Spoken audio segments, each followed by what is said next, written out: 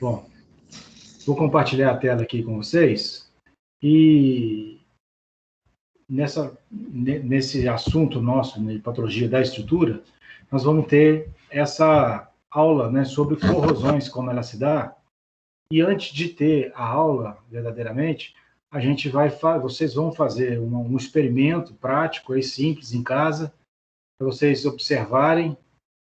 Vou passar ele hoje para vocês, como é que vocês vão fazer. Agora, no início da aula, já vou passar. E, ao final, se tiver alguma dúvida, eu retomo nesse procedimento que vocês vão adotar aí. É um ensaio, é um experimento caseiro, né? Mas vai dar para vocês terem uma noção de como a corrosão se comporta nas estruturas, né, e como elas se dão. Vou compartilhar a tela aqui com vocês, para que a gente possa já dar início.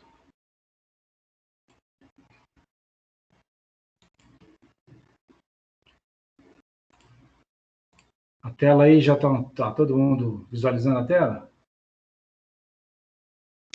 Sim. Sim, dá para ver. Então, vamos lá na parte do trabalho.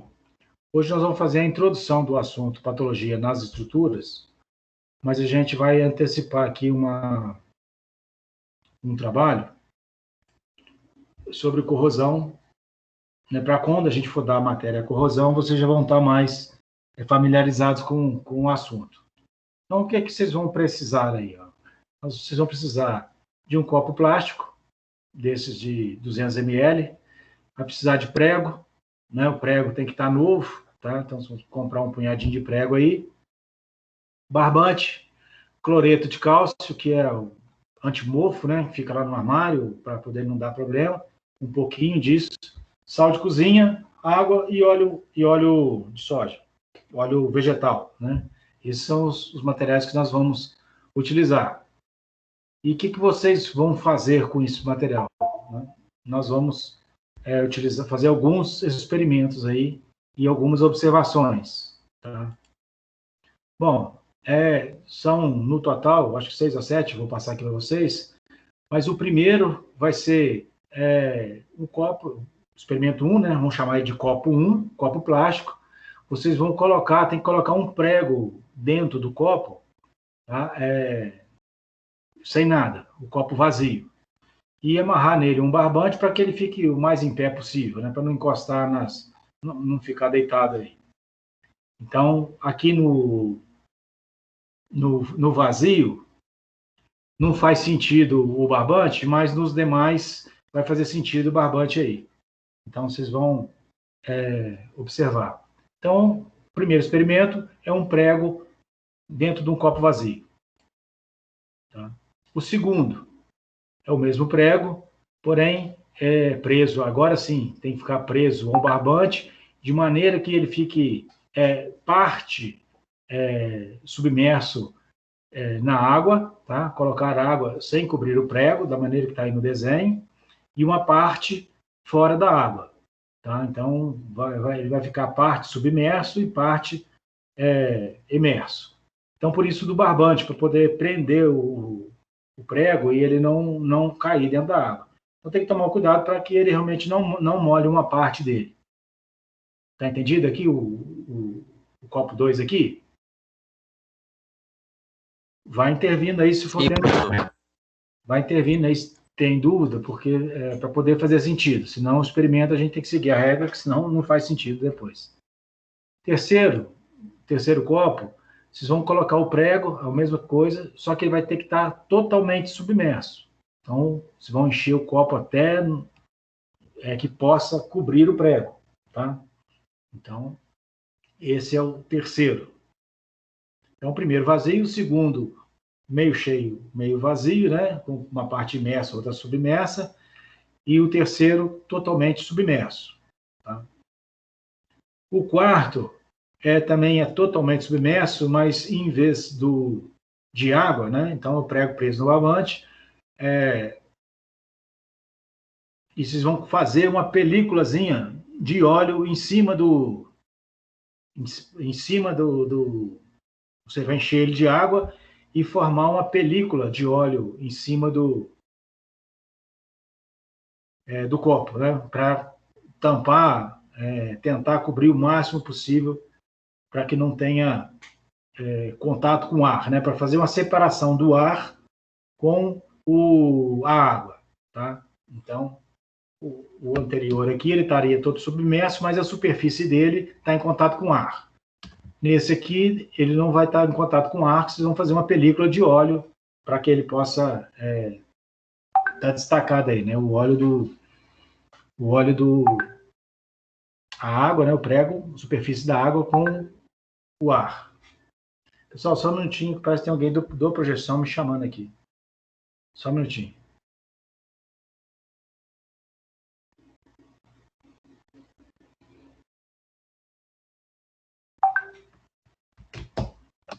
Deixa eu desligar aqui, que eu fiquei com o WhatsApp ligado aqui. Não é de lá, não. Vamos retomar aqui.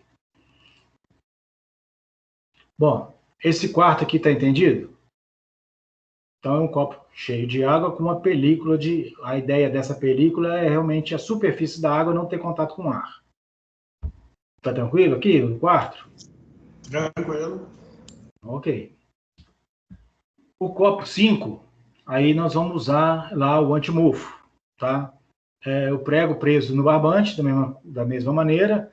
Vocês vão encher ele com cloreto de cálcio e tentar que o prego fique aberto, tá? Como funciona o cloreto de cálcio, para vocês já terem uma ideia? Na verdade, ele puxa a umidade para ele. A tendência é que em torno do prego não tenha umidade. O cloreto de cálcio, ele puxa a umidade, por isso que ele é usado como antimofo. Então, dentro lá do armário, né, do guarda-roupa, bota o cloreto, porque aí a umidade vai para ele, de tempo em tempo você troca. Então, esse é o objetivo do CaCl2 aí, tá? Então, no 5 aqui, alguma dúvida? Por enquanto não, professor. Vai ficar parcialmente, né, preenchido com cloreto, né? Isso, pode, de maneira que estabilize o prego em pé também, né, para poder... aí uma parte, a superfície vai ficar do prego, vamos dizer, a metade fica com o cloreto e a outra metade fica ao ar livre ali, tá? O copo vai estar vazio, somente com cloreto dentro, tá certo? Ok. O sexto, a gente vai fazer a mesma coisa do meio vazio, meio cheio, porém, vocês vão adicionar sal de cozinha na água, né? O primeiro é uma água potável e essa aqui é a água com sal de cozinha. Então, o prego também vai ficar parte imersa e parte submersa, só que a água vai ter o sal de cozinha, tá? Uma quantidade aí, uma colher, né, que consiga diluir e não fica muito excesso no fundo. Não tem uma dosagem, não. É um experimento mesmo, tá? E o sétimo é a mesma coisa, né, com água salgada, porém o prego totalmente submerso, tá certo? Então essas são as 7 posições que vocês vão fazer o experimento, para a gente poder, quando entrar na aula de corrosão, daqui 2 aulas mais ou menos, vocês já terem visto, né, o que acontece com o prego, né? Então, o que vocês vão fazer, né? Lógico que vocês vão ter que fazer o resumo desse experimento, qual que é a observação que vocês vão dar, que vocês estão observando lá. Então, a copo 1, 2, 3, 4, 5, 6 e 7. Primeiro dia, vocês vão fazer um breve resumo, né? Vocês vão fazer análise no primeiro dia, no terceiro dia, no sexto dia e no 14º dia, seria aí daqui a 2 semanas, para a gente já estar na aula, né? Sem ser essa próxima segunda, a outra, então já teria essa observação. Aí talvez eu deixe para dar aula de corrosão na 3ª semana, já para vocês terem esse trabalho complemento pronto. Então faz um breve resumo, o que vocês observarem no primeiro dia, fotografa, tira as fotos, né? Não é para fazer uma dissertação não, só o que vocês observaram. Por exemplo, né?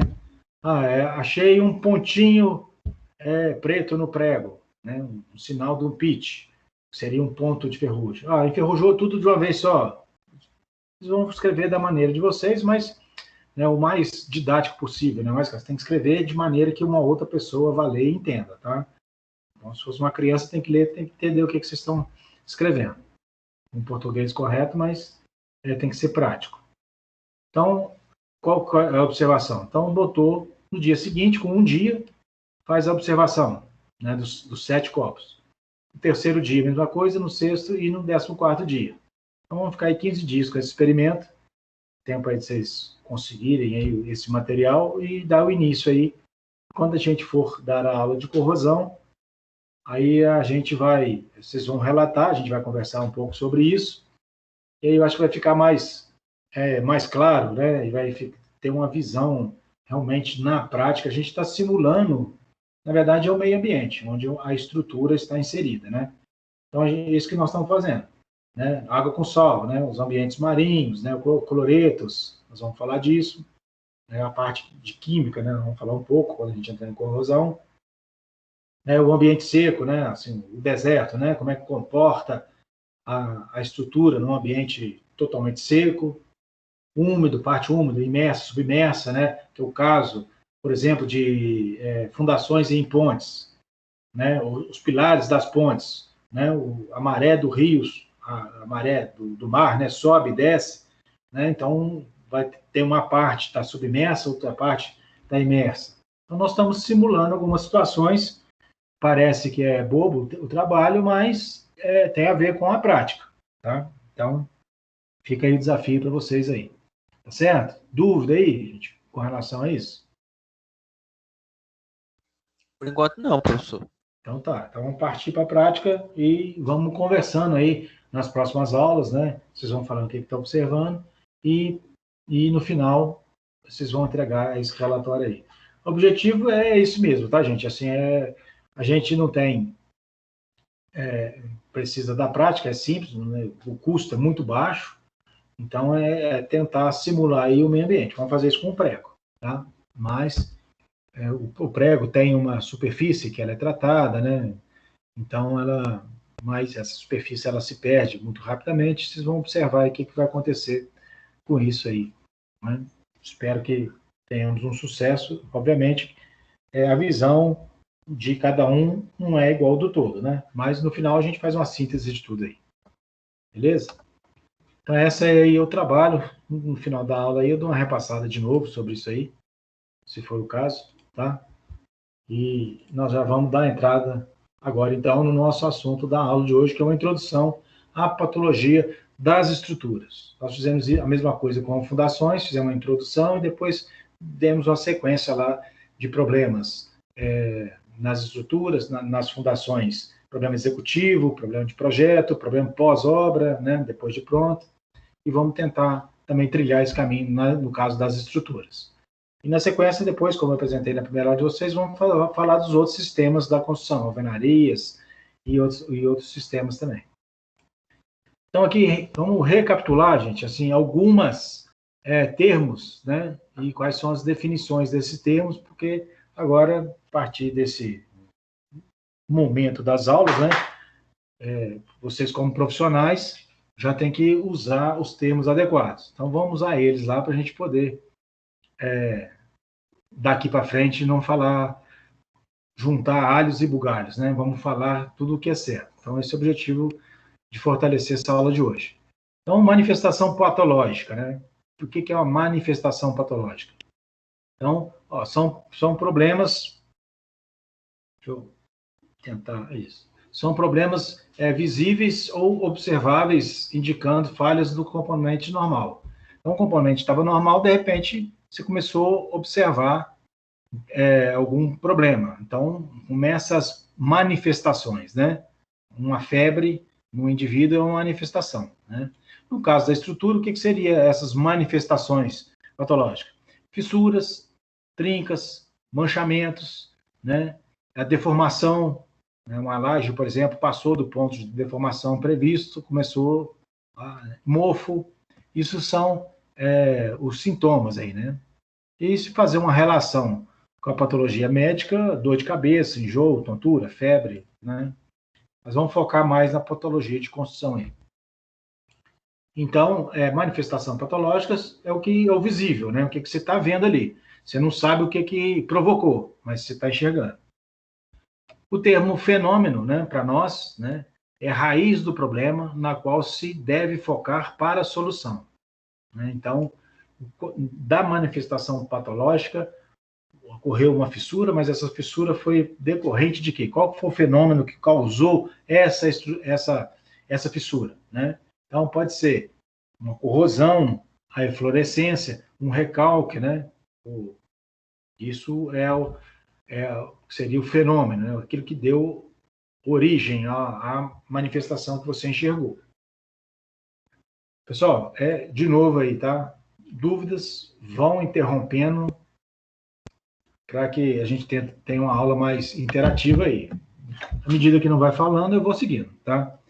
Inspeção, que é a atividade aí do patólogo, né? Do engenheiro que vai fazer as vistorias, né? Então, o que é uma inspeção? É o check-up quando a patologia ou o médico avalia o seu paciente, né? Então, vamos lá na obra e ver o que é o problema. Aprovando a condição ou solicitando novos exames ou ensaios. Mesma coisa acontece no meio médico, acontece conosco.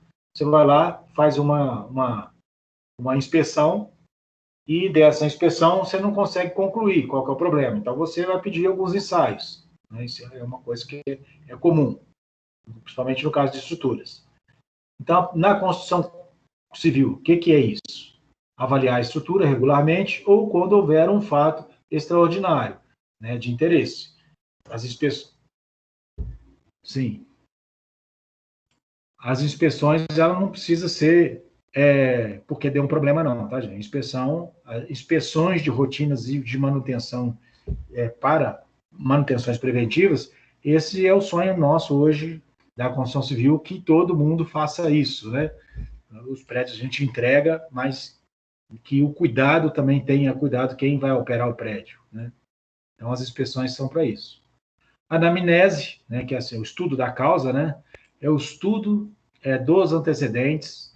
Nessa etapa deve ser executada, escutar os usuários e os pacientes que estão sentindo, né? No caso da construção civil, como é que a gente faz a anamnese? Conversa com o síndico, com os moradores antigos, análise de projetos antigos comparados com o novo, fotografias antigas com fotografias do local mais recentes. Então, a gente está estudando o caso para poder ver quais são as modificações, né? Então, é o momento da conversa e da pesquisa, para você poder... É o momento da anamnese. Esses termos todos que eu estou passando aqui, gente, são termos que os peritos, né, vocês vão se formar e possivelmente podem ser chamados a ser peritos ou se dedicar a isso, são termos de uso mesmo, tá? Ensaios não destrutivos, tá? Então, são ensaios, ou exames, né, ou ensaios que não danificam o paciente, não danificam a estrutura, né? Nós estamos falando de estrutura agora. Então, quais nós temos, né? A gente tem a esclerometria, a pacometria, ultrassom. Então, você tem um problema de resistência, por exemplo, ou você desconfia que a resistência está baixa, né? Então, como é que você vai fazer? Você faz um ensaio não destrutivo, né? Já que o elemento está pronto, então você pretende fazer um ensaio que não tire um pedaço daquela para levar para um laboratório para você ensaiar. Então, a esclerometria é um, ultrassom é outro. No caso das fundações, a gente falou lá, o ensaio do pitch, né? As ondas percorrem a estaca, né? Então é um ensaio não destrutivo, né? Não destrutivo. Ensaios semidestrutivos. Aí, no caso do ensaio semidestrutivo, é porque a gente vai precisar de uma amostra, né? Então, são ensaios ou exames que causam pequenos danos ao paciente, à nossa estrutura, né? Então, por exemplo, extração de corpo de prova pull-out, né? Então, eventualmente, a gente tem um problema na estrutura e os ensaios de esclerometria, eles são um bom ensaio, porém, ele é um ensaio muito superficial, né? Então, aí, às vezes, só aquele número, né, o diagnóstico ali, às vezes não satisfaz o calculista, ele pede para que a gente tire lá num pilar, ou numa viga, ou na laje, extraia um corpinho de prova menor, né, um cilindro, e leva para o laboratório para fazer o mesmo ensaio que a gente faz num CP maior. Então, porém, você danificou só um trechinho ali daquela estrutura, né? Então, aí é um ensaio que tem que tomar com cuidado, você vai tirar, é um ensaio para verificar somente a resistência do concreto, você, né, tem que tomar cuidado para não cortar a armadura, então, mas é um ensaio possível de ser feito. Outro termo, né, que é o diagnóstico, então, ou seja, é a explicitação, né, e o esclarecimento das origens. Então, a gente montou aquele fluxograma lá com vocês, como é que a gente faria isso, né? Nós vamos dar um fluxograma melhor hoje para vocês entenderem. Então, é a explicitação e o esclarecimento das origens. Então, você viu uma fissura, mas o que né, originou aquela fissura? A fissura é só um sintoma, né? Mecanismos, sintomas, agentes, causadores, fenômenos ou problemas patológicos. Então, na verdade, aí, quando a gente está nessa fase do diagnóstico, a gente já estudou, a gente já está com condições de acertar, né? Já tem os dados todos para que você possa fazer o diagnóstico. Então, por exemplo, a corrosão, né, fluorescência ou recalque. Houve um recalque devido a tais e tais fatores. Então, a gente consegue fazer o diagnóstico. Profilaxia, né, que tem a ver com as medidas preventivas, né? Então, a profilaxia é como se você fosse tomar vitamina todo dia para você melhorar o seu desempenho de alguma coisa, a sua imunidade. Então, são medidas preventivas para que o problema não ocorra. Então, e o que é esse preventivo na construção civil? Então, por exemplo, né, vamos dar alguns exemplos aqui. Manter o escoramento, né, correto das armaduras. Manter o escoramento da estrutura, né? Manter o cobrimento correto das armaduras. Às vezes o aço está desgastando, e às vezes o projeto previu um cobrimento menor, né? Então não foi preventivo. Então a prevenção, a norma do concreto mais recente, né, que é a mais nova, ela alterou os cobrimentos. Hoje os cobrimentos são maiores do que a gente fazia há 15 anos atrás.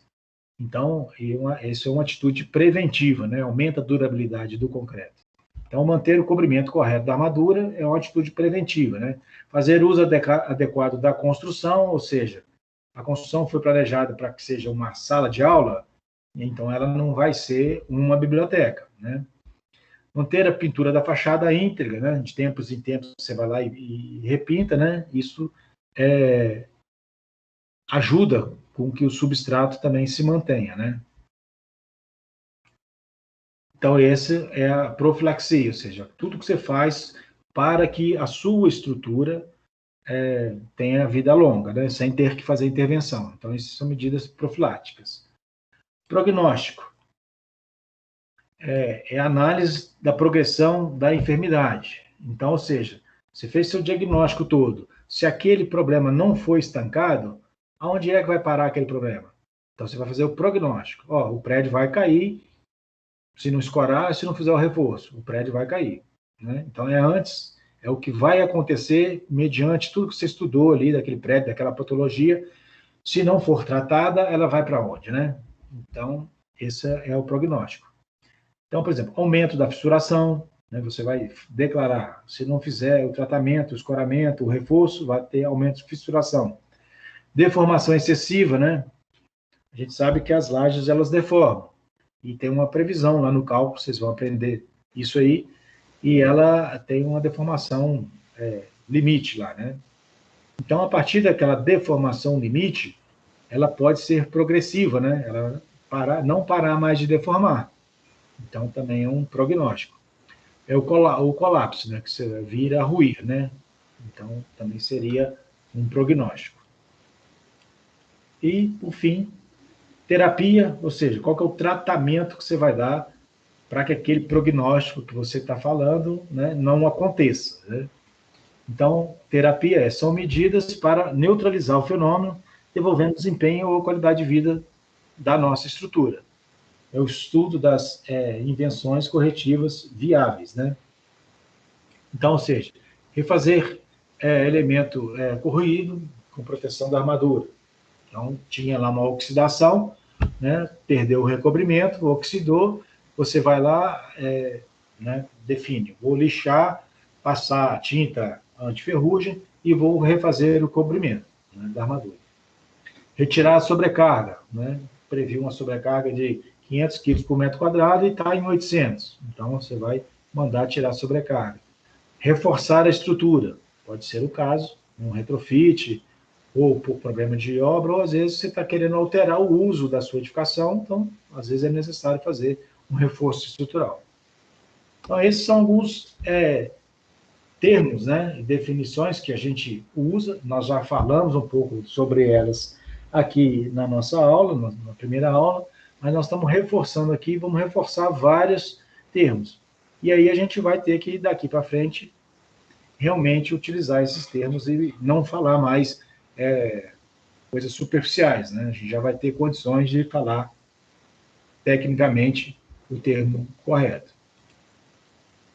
Então, vamos falar um pouco com vocês sobre o ciclo de vida de uma edificação.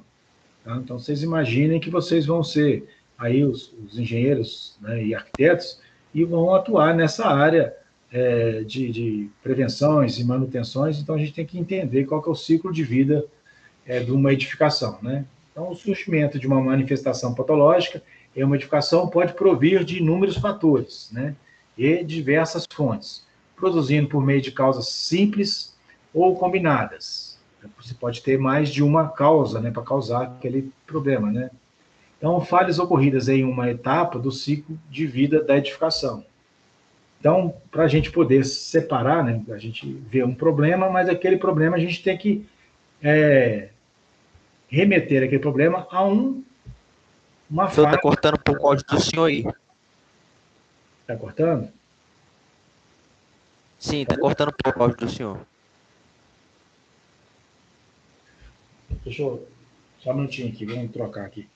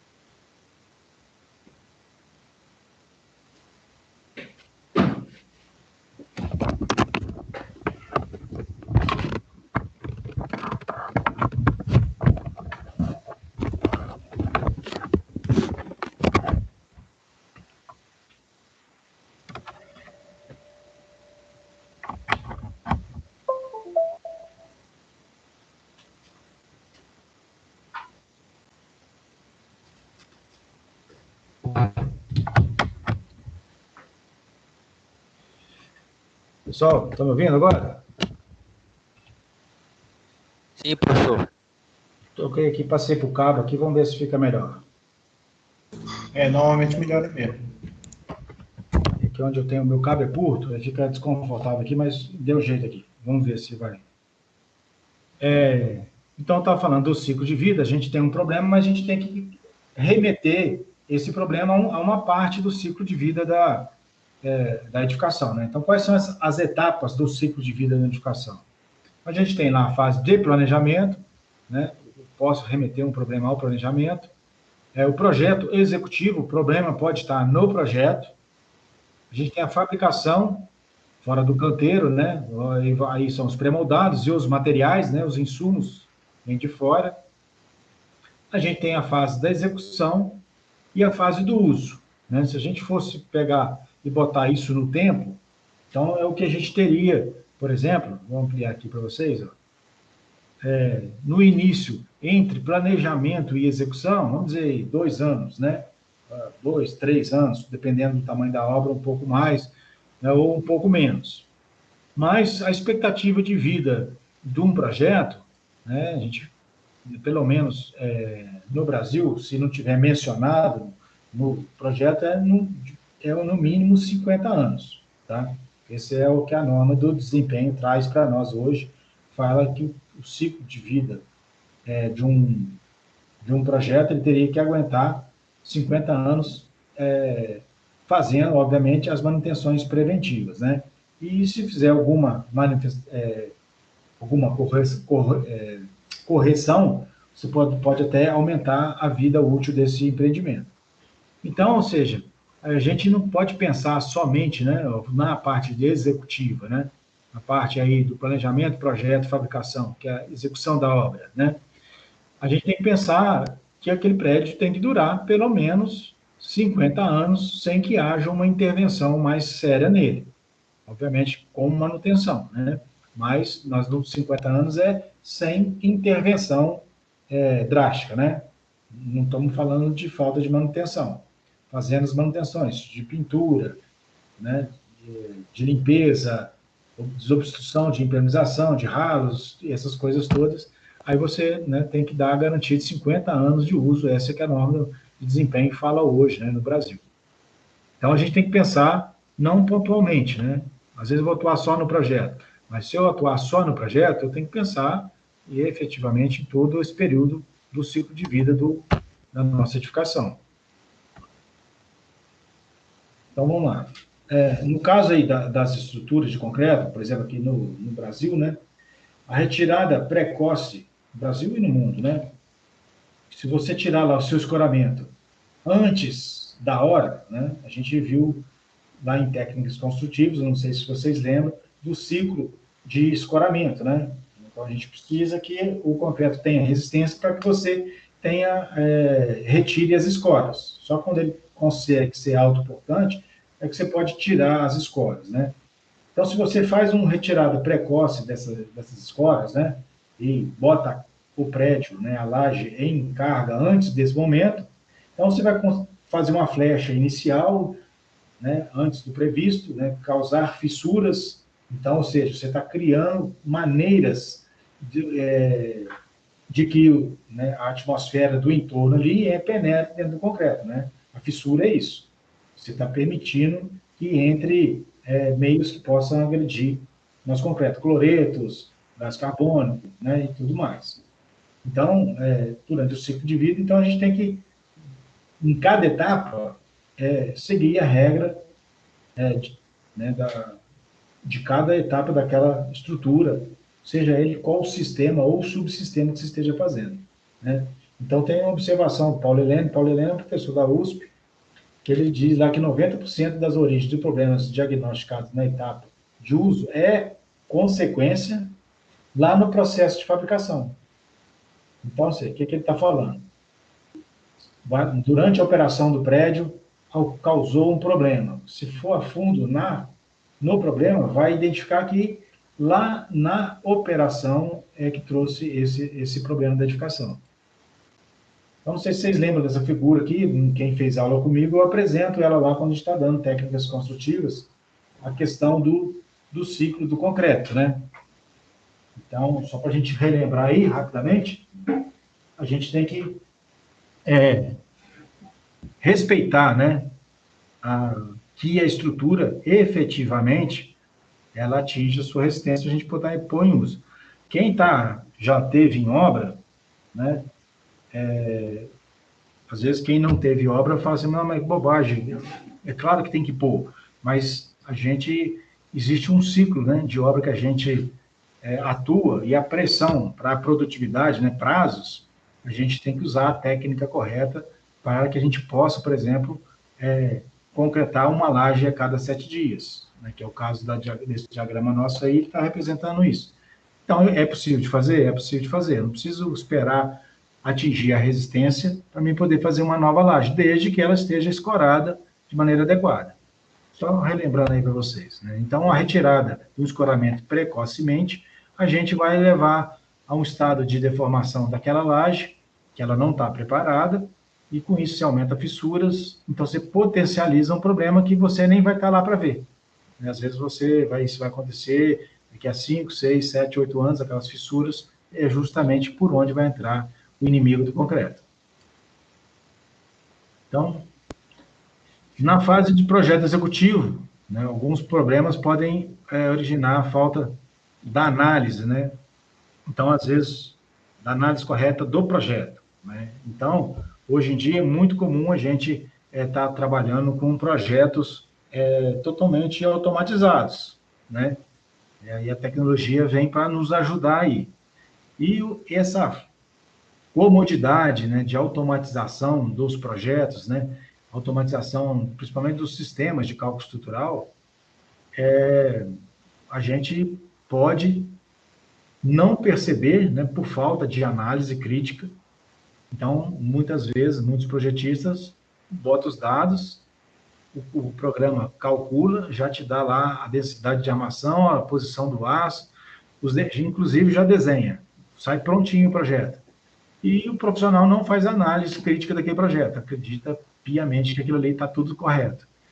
E, às vezes, não está, né? Então, a crítica em cima do projeto, hoje é muito comum a figura do projetista e a figura do verificador do projeto. Você contrata um outro escritório especializado em estrutura, justamente para fazer a análise crítica do projeto, né? Então, um calcula, o outro critica, né? É sempre assim, professor? Um faz um cálculo, outro faz análise para ver se está tudo correto? É sempre assim? Isso não é sempre não. Isso é uma boa prática que as empresas têm adotado, mas não tem nada que te defina que isso é uma regra, tá? Mas e por que isso hoje é feito? É porque justamente pelos o volume de trabalho e a automatização ela é tão grande que alguns problemas passaram, né? Então alguns a gente não tem notícia de todos porque o pessoal esconde, mas alguns problemas aconteceram. Então, sempre existiu essa figura, obviamente, daquela segundo escritório, né, um escritório contratado, que, na verdade, ele não calcula de novo, ele verifica o seu cálculo estrutural e te dá o ok, te dá uma dica, né, vai lá te falar, vai, pontos A, faz a lista dele criticando. E o outro, que é o projetista, rebate, né? A hora que tem o consenso, aí a gente julga que o projeto está correto. Essa é a boa prática. As grandes empresas hoje têm feito assim, mas é por conta de passado que deu errado, entendeu? Que a falha é do ser humano. Então, a gente consegue mitigar essas falhas dessa maneira, né? Um projeta, calcula, você contrata um escritório especializado também, vem ali e faz a verificação. Isso é comum de acontecer, mas não é uma regra para todas, tá? Isso aí realmente não é.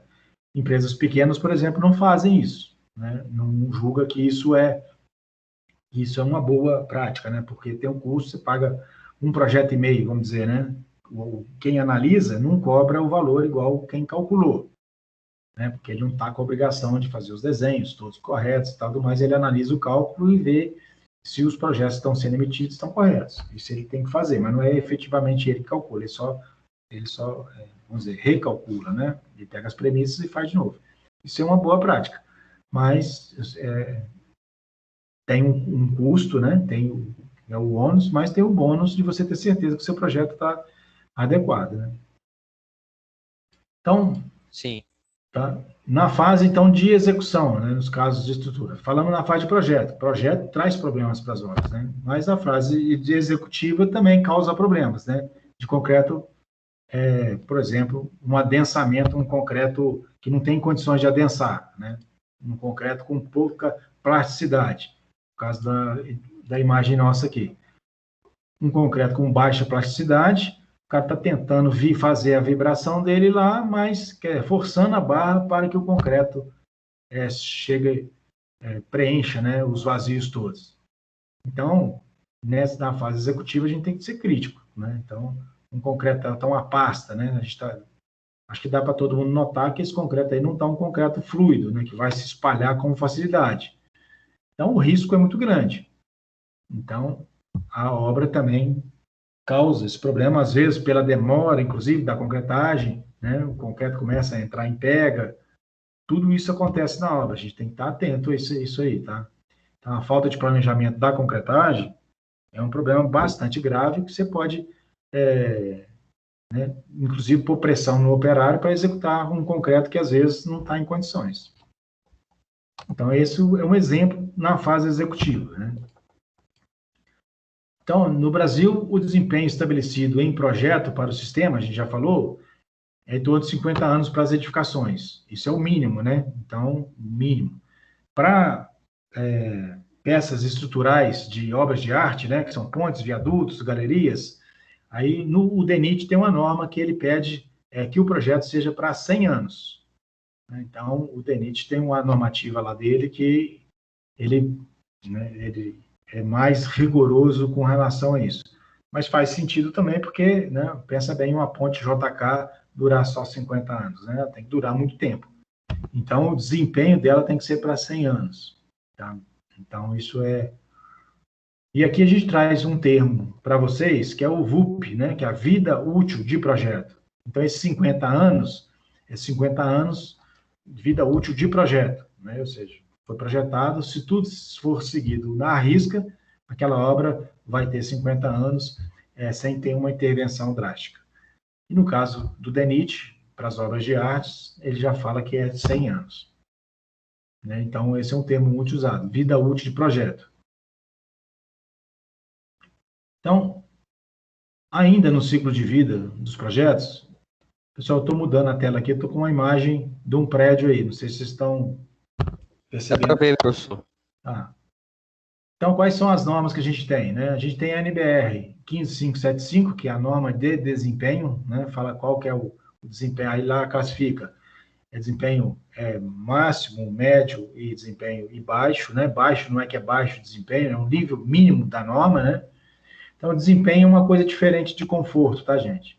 Então, o desempenho é em cima, tem um número, por exemplo, de decibéis.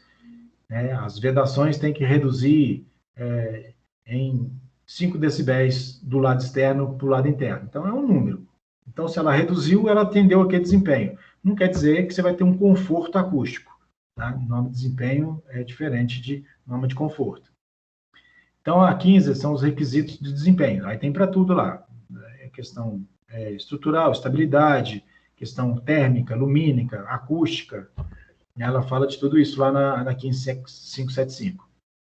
Outra norma, que aí, né, a gente é bom passar para quem adquiriu o prédio, né, que é a NBR 14037, que é o Manual de Uso e Operação.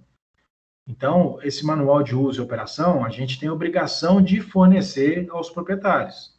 Como é que ele vai dar manutenção? Na pintura, manutenção na estrutura, né? Então, a gente é obrigado a entregar esse, que chama, o pessoal hoje chama de manual do proprietário, né? Manual do apartamento, manual das áreas comuns, manual da loja comercial, não importa o que seja, né? Mas a gente tem que criar o manual de uso e operação e, né, definir quais são os ciclos de manutenção. É igual o carro, né? O carro de cada...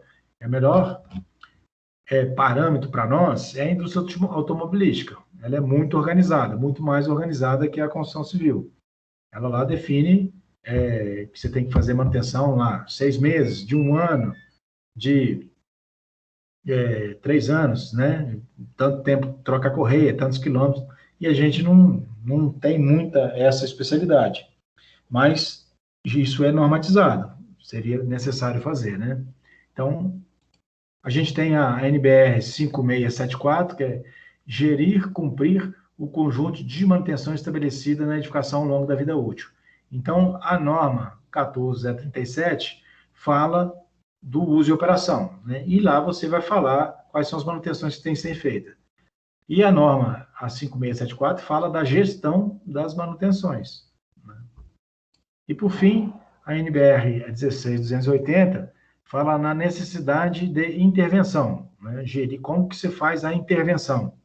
Então, tem uma norma que define como que você vai fazer uma intervenção, por exemplo, alteração de uso. Você vai alterar o uso do prédio residencial para um prédio comercial, você precisa de reforçar suas lajes, seus pilares. Então, você tem que seguir umas regras da norma para você poder fazer isso. Então, é bom a gente ter conhecimento da norma, ninguém precisa decorar a norma, mas quando a gente for para a prática, na execução, a gente tem que saber que elas existem e, no momento, utilizá-las, né? Essa 15575 é muito importante, Então, para quem faz projetos, principalmente, porque o projeto é o reflexo da obra, a obra é o reflexo do projeto, né? E a NBE, quem constrói e vai entregar o elemento construído, né, para um terceiro, né, você não está fazendo para si mesmo, você tem a obrigação de entregar o manual. Essas duas aqui, elas já são mais do que batidas, né? As demais, né, a de manutenção, por exemplo, né, fica a cargo de quem vai usar e operar. Então, a gente tem menos domínio sobre ela, mas o síndico, por exemplo, está obrigado a fazer um plano de manutenção. Bom, então essa correlação das normas que envolve o ciclo de vida de um edifício. E é importante a gente se posicionar nesse ciclo de vida, porque as patologias, elas acontecem em momentos distintos. Ainda sobre ciclo de vidas, né, para identificar o problema, é necessário, né, um profissional que hoje é denominado de patólogo. É um engenheiro civil com uma especialização, né, um aprofundamento em alguma das atividades que ele possa, não necessariamente só um engenheiro civil, né, as engenharias de um modo todo. Engenheiro elétrico, engenheiro mecânico, para a parte mecânica, né? Para a parte civil, os arquitetos e os engenheiros podem ser especialistas e atuar nessa área, tá? Então, mas existem algumas definições técnicas, né, que a gente precisa saber. Quem é o quê e qual o nome dos documentos, né? Então, a gente tem, por exemplo, o produto final, né, deles vai ser um laudo técnico ou um relatório técnico. Tem diferença, tá? De laudo para relatório. Tá? Então, em decorrência do Código Civil, só para vocês saberem, laudo técnico só faz quem é perito judicial, tá?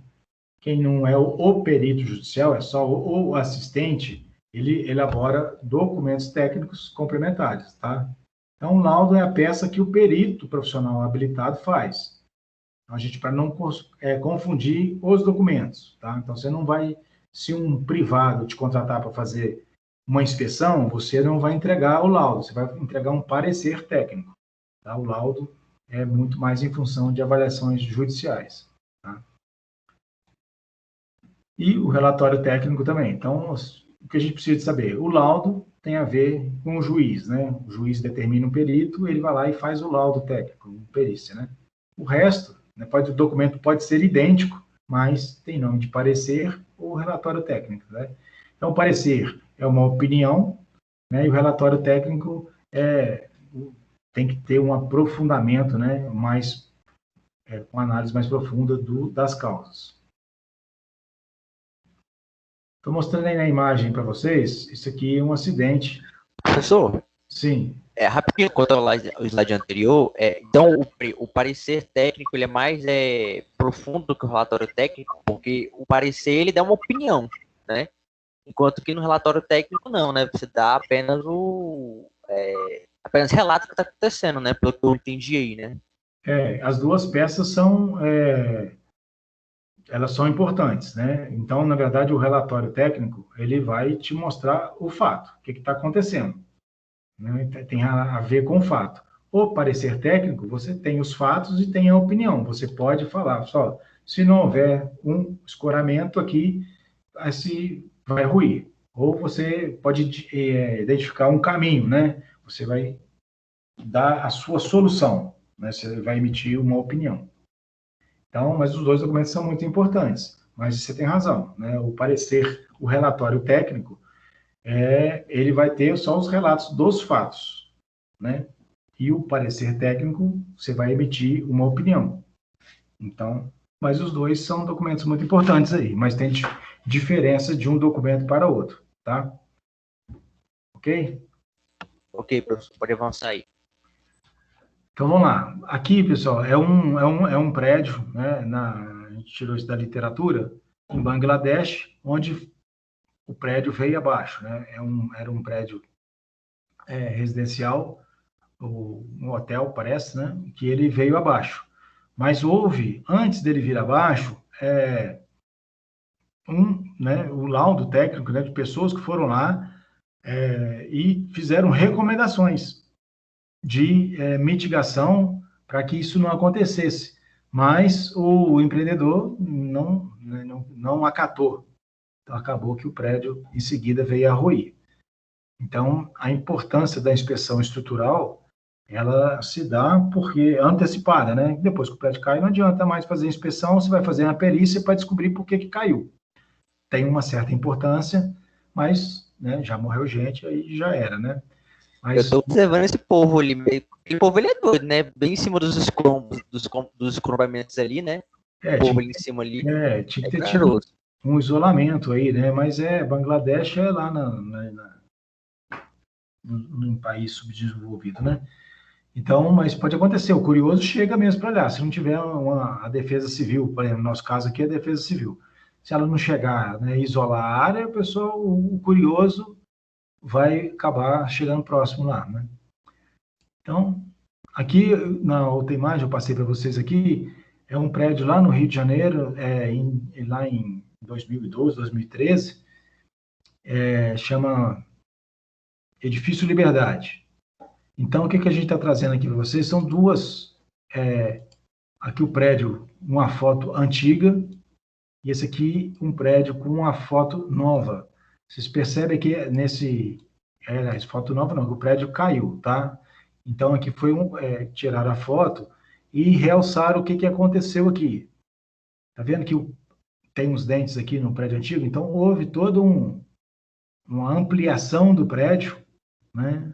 Ó, e houve abertura dessas janelas aqui, né? Então, tiraram lajes, fizeram, internamente ele estava completamente alterado, esse prédio, né? Então, essas aberturas, né, essa construção, vocês conseguem ver aqui que tem diferença, né?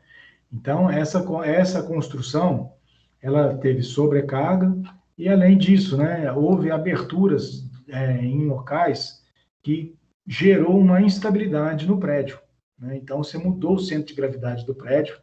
Esse foi tirado de uma reportagem, né, que houve a hipótese dessas aberturas aqui terem influenciado na queda do prédio, né? Que o prédio você alterou o centro de gravidade do prédio, o momento de inércia dele se alterou, houve um desequilíbrio das forças e o prédio acabou vindo abaixo. Então, as reformas, né, elas têm que ser muito bem orientadas, né, por profissionais adequados. Essas reformas aqui, cada um faz da sua maneira, num prédio muito grande, então pode causar, né, um tira uma parede, outro tira outra, cada um tira, você muda a estabilidade do prédio, o comportamento estrutural dele. Então, é bem crítico essa questão de fazer aleatoriamente essas modificações. Então, a inspeção predial é produzida por um profissional capacitado, define o estado de segurança do usuário. Então, ou seja, se o profissional ele tem essa capacidade, né, ele pode falar, não, o prédio é seguro ou não é seguro, né? Ele pode evitar desastres, né, por meio de frequências. Então, fazer as inspeções periódicas, elas são muito importantes, tá? Então, existe na verdade, assim, no Brasil, não tem uma regra, mas existe um exemplo que em Hong Kong, na cidade do Hong Kong, que a lei, ela determina as manutenções, né? Então, é exigido por lei que faça as manutenções e elas são registradas, né? Então, tem um registro das manutenções por um técnico habilitado, né? Não foi lá, mandou pintar a fachada e está tudo certo. Então, tem que haver um programa, existe uma lei que obriga isso lá, né? Então, nós no Brasil, nós não temos, a gente tem escrito, mas não há uma obrigatoriedade, né? Então ele define, né, que faz essas manutenções preventivas, dependendo da idade do prédio, elas vão se tornando mais frequentes, essas preventivas, né? Então, é uma lei que determina, né? Então, ou seja, o profissional é obrigado, né? O gestor do prédio é obrigado a contratar os profissionais que fazem essas inspeções. No Brasil, nós tínhamos, né, na verdade, até pouco tempo atrás, aí, a Lei 3.370, que tramitava no Congresso para poder obrigando, né, que essas manutenções fossem feitas também. Entretanto, né, só para vocês terem como registro, essa lei, vou entrar nela aqui só para vocês verem, ela foi, ó, a hora que vocês vão vendo aqui, ela foi, a último parecer dela, né, em 2019, ó, recebimento do ofício comunicando o arquivamento da matéria, ou seja, a lei é uma lei que beneficiava o usuário, né, mas tinha o custo obrigatório de fazer a manutenção, ela não foi para frente. Então, ou seja, a gente, no Brasil, as coisas acontecem dessa maneira. Ela ficou em 2013, parece, aí o ano passado ela caducou, né, foi arquivada, não foi para frente. Mas a gente tem alguns exemplos, por exemplo, na cidade de São Paulo, existe uma lei municipal que tem essa obrigatoriedade. Então, ela fala lá, ó, sobrados plurihabitacionais, ou seja, sobrado de mais uma família, né? Não é uma residência única, multifamiliar. Edifício até 3 pavimentos, o prédio até 30 anos, a cada 10 anos tem que fazer uma vistoria, né? O outro extremo é edifícios com mais de 9 pavimentos, os prédios maiores, até 30 anos, a cada 5 anos faz uma vistoria, e mais de 30 anos a cada ano. Então, o prédio passou de 30 anos, todo ano tem que ter uma inspeção predial. Né? Então, isso é uma lei lá na cidade, na verdade, eu falei São Paulo, mas é em Santos, a lei 441. Então, é um exemplo aí que a gente poderia estar seguindo, na verdade, tentou que fosse uma lei federal e não deu certo. Bom, aí voltando aqui, né, falando aí da vida útil de projeto, VUP, né, esse termo que lá na norma 15575, ela traz, mas é como norma, a norma ainda não é uma lei, né, ela na hierarquia ela está abaixo de uma lei, mas a norma traz lá algumas referências de vida útil de projeto, né.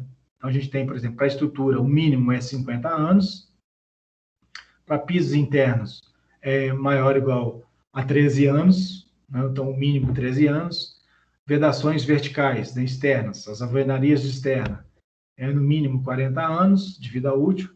As internas, no mínimo 20 anos. As coberturas, 20 anos. E hidrossanitárias também de 20 anos. Né? Isso para vida útil mínima, né? Mas aí ele traz lá graus mínimos, intermediários e superiores. Hoje, maioria, né, 99% das obras tem atendido o mínimo aqui, né?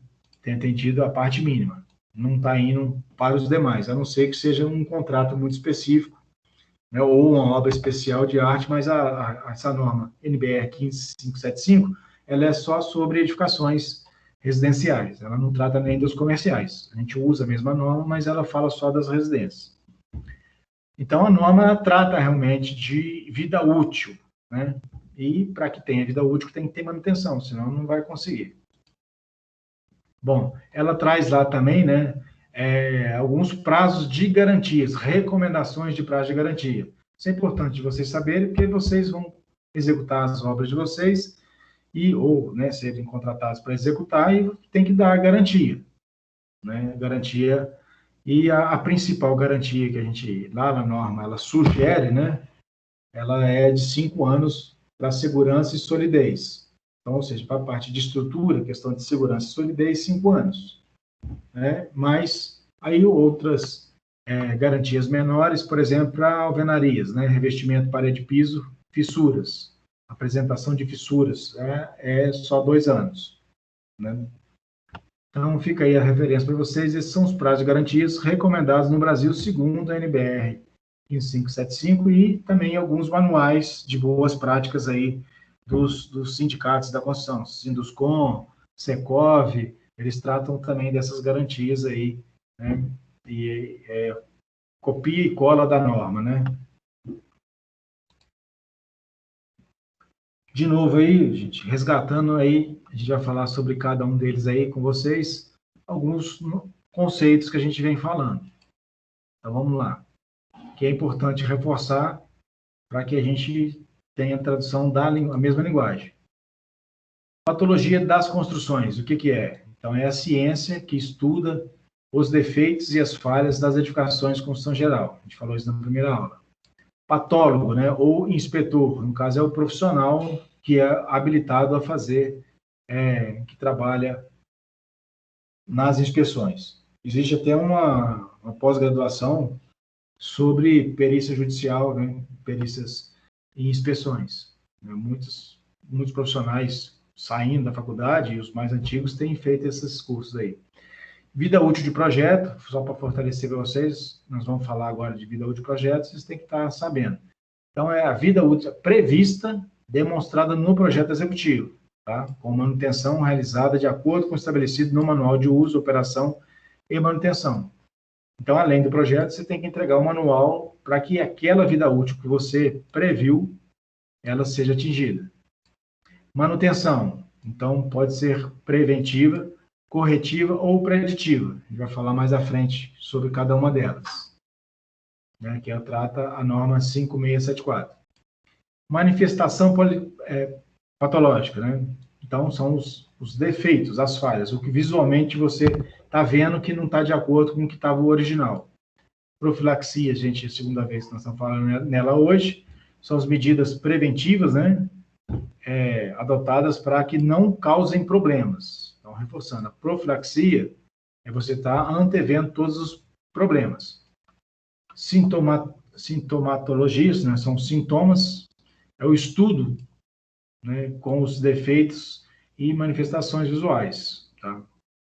Anamnese é, contudo, é a análise de todos os problemas, né? Se tem os dados, registro fotográfico, conversas. Então, você faz o estudo para você poder fazer um diagnóstico.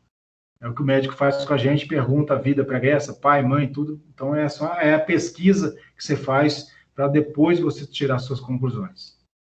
Ensaios não destrutivos e semidestrutivos são os ensaios que não afetam toda a estrutura, né? Você pode fazer ensaios completamente destrutivos. Você pode pegar uma estaca, por exemplo, fazer um ensaio e levar ela ao rompimento. É claro que não faz muito sentido isso, mas existem ensaios que você quer levar ao rompimento aquela peça, né? Normalmente a gente faz peças que não serão utilizadas, né? A gente faz uma estaca de testemunha só para poder a gente ver se as demais estacas estariam adequadas, né? Diagnóstico, né? A busca, se entender a partir de tudo que você estudou, dar com clareza qual é o problema, né? O que gerou aquele problema, né? E prognóstico é falar para onde é que vai esse problema, e a terapia é como é que você vai corrigir. Então, é importante a gente ter esses conceitos na cabeça aí, tá, gente? Bom, falando de fissuras, a gente tem aí as fissuras e elas são classificadas, tá, gente? Então, a gente tem, tecnicamente, tá, ó, microfissuras, fissuras, trincas, rachaduras e juntas, tá? E cada uma ela é definida, o nome dela, pela espessura da abertura, tá? Então, microfissuras, então, são inferiores a 0,2 milímetros. Então, como é que a gente mede? Vai medir com fissurômetro, né? Uma escala, né, que você consegue colocar próximo e medir. E essa tabela, ela está lá na norma de concreto, né? Quem for fazer concreto armado, estrutura de concreto armado, vai ler essa norma de cabo a rabo, que é a 6118, tá? Então, microfissuras, normalmente, você não tem problemas, tá? As fissuras, que vai de 0,2 a 0,4 milímetros, então, você depende da classe agressiva, né? Se você tiver, por exemplo, próximo ao mar, qualquer abertura na estrutura, ela, né, mesmo que não tenha contato com a água do mar, mas num ambiente marítimo, né, no ambiente de uma cidade, os íons de cloros vêm pela névoa, né, do mar que traz, né? Então, as rachaduras, trincas, rachaduras e as juntas, né, aí já acima de 5 milímetros já requer um cuidado maior. Então, tá as imagens aí só para vocês verem. O que é importante quando vocês forem fazer um relatório é ter uma referência, para que quem está olhando a foto consiga, pelo menos minimamente, assim, ó, está muito aberta, muito fechada, Então, é sempre bom a gente ter um objeto próximo só para a gente poder ter uma referência. Pode ser um cartão, que pode ser uma caneta, lapiseira. Eu uso muito a lapiseira, né? Eu pego a ponta dela, estico bem a ponta dela, e aquela é a minha referência. Para na fotografia, depois, eu fazer uma análise melhor. Aqui é uma escala, né? Um fissurômetro, que você pode poder fazer uma comparação, dar o tamanho da sua rachadura. Nesse caso aqui é uma rachadura, né? Nessa outra imagem aqui também são fissuras e rachaduras. Bom, gente, a inspeção é atividade técnica, repetindo aí para vocês, de vistoria a uma edificação. É o ponto inicial do instante zero, né? Para a elaboração de um diagnóstico. Então, a inspeção, ela é a visita à obra para você fazer uma análise se você precisa de fazer algum ensaio a mais, ou às vezes uma visita única você consegue já dar o diagnóstico, né? Raro, né? Mas às vezes você tem que fazer mais de uma visita. Tá? O tipo de inspeção, né, bem como a frequência dela, deve estar muito bem estabelecido e definido no manual do uso do proprietário. Então, de novo, é muito importante toda peça construída é você entregar para o proprietário como é que ele vai fazer a manutenção. É o que acontece com os nossos carros. A gente nem lê aquele manualzão todo, mas ali tem muita coisa importante. E isso é fundamental para que a gente possa até ser livre de algum problema por falta de manutenção. Às vezes está sendo imposta uma culpa que você não tem. Então, o manual é importante. Se você não tem um manual, o cliente pode falar assim, eu não sabia que não precisava de fazer manutenção. Então, aqui é um fluxograma básico aí para a gente poder entender como é que funciona essa questão, né? Então, a inspeção preliminar, vamos falar dela, né? Então, aqui, é a primeira vez que você vai na obra para você fazer o seu, né, um primeiro diagnóstico ali, né? Então, a análise visual das manifestações patológicas, né? Então, você vai olhar visualmente o problema que está acontecendo, né? E tentar, né, fazer ali uma anamnese, as entrevistas, né, para que você possa colher informações para você fazer a sua síntese, né? Então, você vai na obra preliminarmente, vê as manifestações, bolor, fissura, uma corrosão que já está aparente, uma eflorescência, é uma manifestação. E conversar com a turma, para ver uma possível origem daquela manifestação. Conversar, pegar projetos, né? Depois disso, você vai sintetizar as informações, aí você vai gerar, com os sintomas, aquelas informações baseadas nos sintomas que você observou lá atrás, né? Essa vistoria, primeira aqui, ó, nessa fase aqui, ela pode ser conclusiva. Você chegou lá e com uma visita só, você conseguiu identificar tudo. Então, ela é uma conclusiva. Então, se ela é conclusiva, você tem condições de fazer o diagnóstico, definindo a origem, o mecanismo e os agentes causadores. E com isso dá o prognóstico. Falar assim, ó, se não fizer nenhum reparo, essa obra vai parar aonde, né? Mas, na primeira visita, ela pode não ser conclusiva. Então, aí é necessidade de uma inspeção mais detalhada, e aí você pode pedir alguns ensaios, né? Dependendo do tipo de obra, pedir ensaios não destrutivos, que é o mais comum da gente fazer, e com isso fazer uma nova, né? A partir dos dados dos ensaios, fazer uma nova anamnese, né? Novas entrevistas, talvez com um projetista, com um calculista, o que for o máximo de informação que você pode para dar um novo diagnóstico, né? Então, pode ser numa primeira visita ou uma sequência de visitas, né, para poder você novamente conseguir dar um novo diagnóstico. Então, você tem a origem, mecanismo e o agente causador. E, de novo, tendo isso, você consegue falar para onde que esse problema vai caminhar, né? Se é grave, se não tiver uma intervenção. Bom, Tem alguns diagnósticos que a gente faz de ensaios não destrutíveis, no caso do esclerômetro. Esse aqui é um ensaio não destrutivo, é um equipamento que dá uma pancada na superfície do concreto, né? Existe uma regra para fazer isso, né?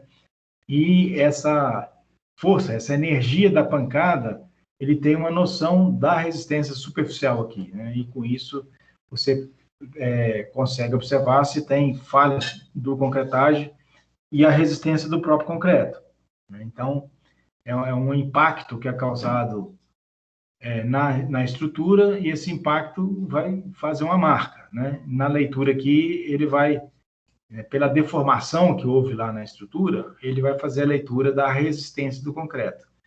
É um ensaio utilizado, mas muito criticado ainda, né? Não é um ensaio que todo mundo, os projetistas aceitam, né? Porque você está medindo a superfície do concreto.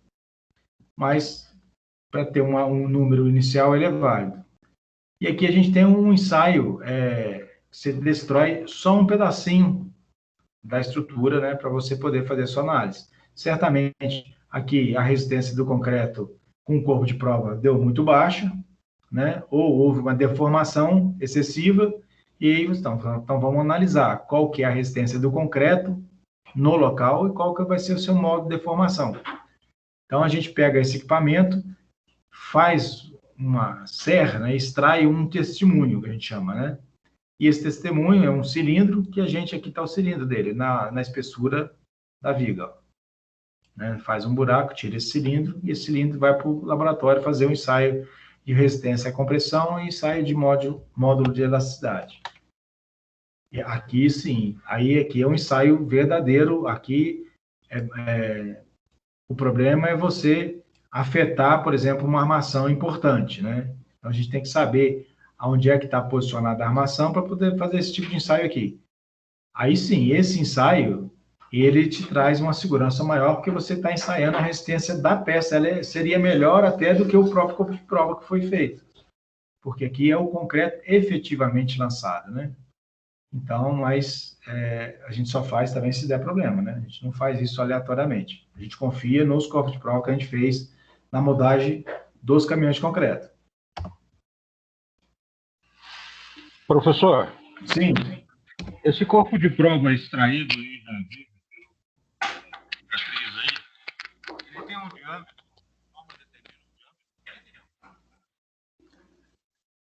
Oi, Ivanda, eu vou ver se eu entendi a sua pergunta. Você perguntou se tem um diâmetro desse...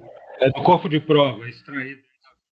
Ele varia, né? Tem de 5, 7,5 e 10 centímetros, né? Num bloco de concreto, um blocão grandão, você pode tirar um corpinho de prova maior.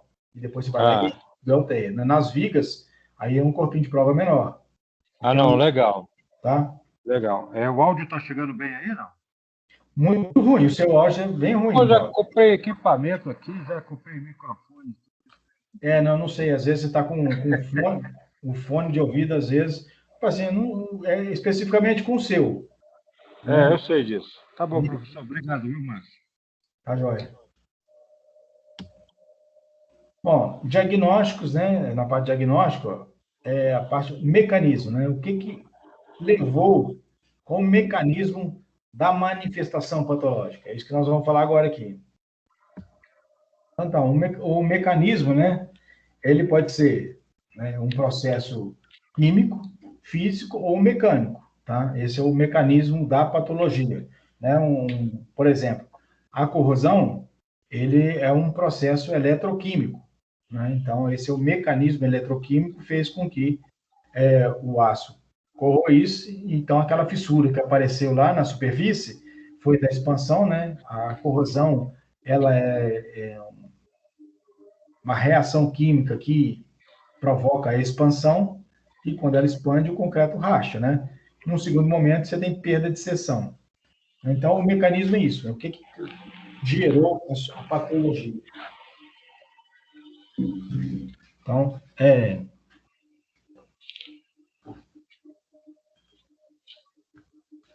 na verdade, assim, aí para reforçando aí, aqui a gente pode falar que o mecanismo foi a corrosão, mas a gente ainda não identificou qual foi o problema, né? Mas por que, né? a peça que tinha que estar estanque sem infiltração, que para ter corrosão tem que ter oxigênio e tem que ter um meio líquido, né? Uma hidrólise. Então, por que houve isso? Né? Então, na verdade, o mecanismo, a corrosão, não identifica qual que é o problema de origem. Né? Então, às vezes, foi uma fissura superficial, uma deformação excessiva, causou a deformação, causou a fissura, entrou íons de cloro, água, e provocou a corrosão. Não necessariamente a corrosão é o problema origem, né? É um problema de manifestação, foi um mecanismo que se deu. Então, aí a corrosão, né, especificamente o que dá a imagem aí, ela é de cunho eletroquímico. Então, ou seja, ela precisa de oxigênio e precisa de um meio líquido para que ela ocorra, né, para fazer a hidrólise.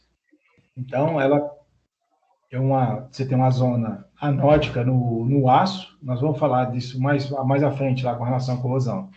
Então, o aço é uma liga metálica, e é uma liga metálica, ela não é 100% perfeita, né? Então, em sendo liga metálica, cada metal que compõe ali tem um potencial elétrico diferente. Então, esse potencial elétrico diferente faz que um perca elétrons para o outro. Então, aí é o processo de corrosão. A gente vai falar isso com mais clareza quando a gente for falar da corrosão mais lá à frente. Lá. O mecanismo de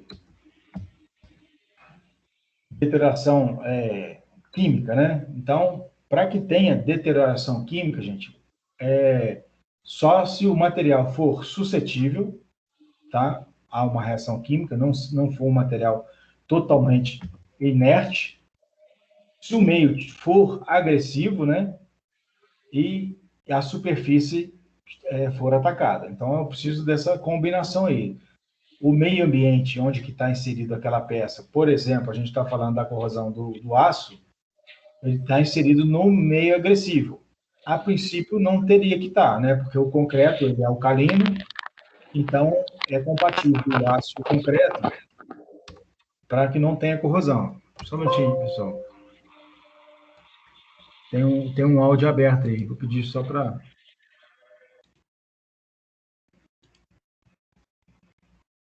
A hora que vocês forem falar, só habilitar o áudio aí, tá? Tirei só para mim poder... Estava me interferindo aqui comigo.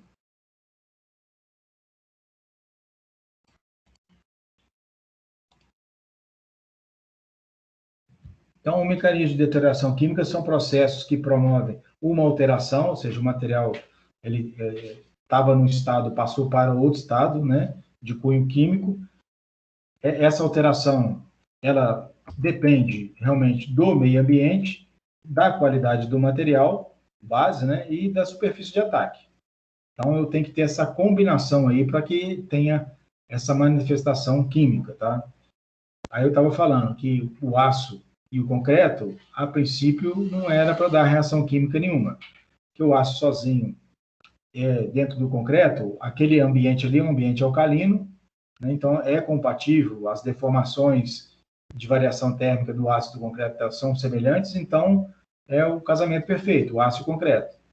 Mas se aquele ambiente ali se tornar modificado, né, por carbonatação, por infiltrações ou o que for, aí não, aí você está alterando o seu ambiente, você passa aquele ambiente do aço ali, está um ambiente diferente, um ambiente agressivo. Então, para que tenha, a gente está fazendo a relação com a estrutura de concreto armado, mas serve para qualquer sistema, tá? Eu preciso do ambiente ser agressivo, eu preciso, numa estrutura de gesso acartonado, por exemplo, lá nos montantes do drywall, eles podem também oxidar.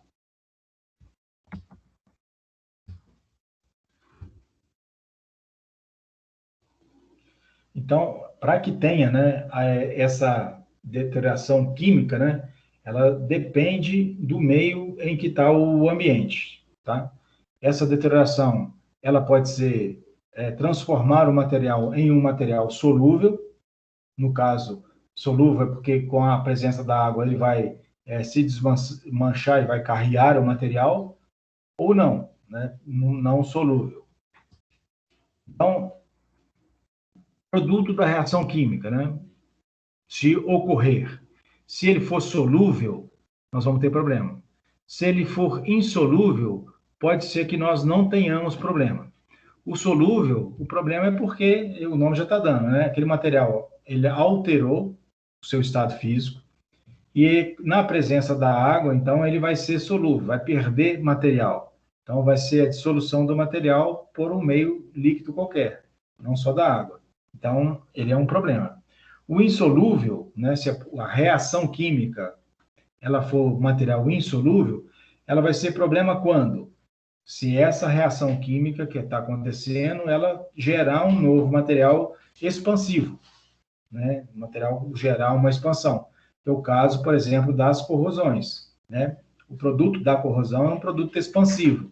Então, ele vai gerar um dano lá na estrutura, né? Vai abrir uma fissura, vai perder recobrimento, né? Vai deteriorar.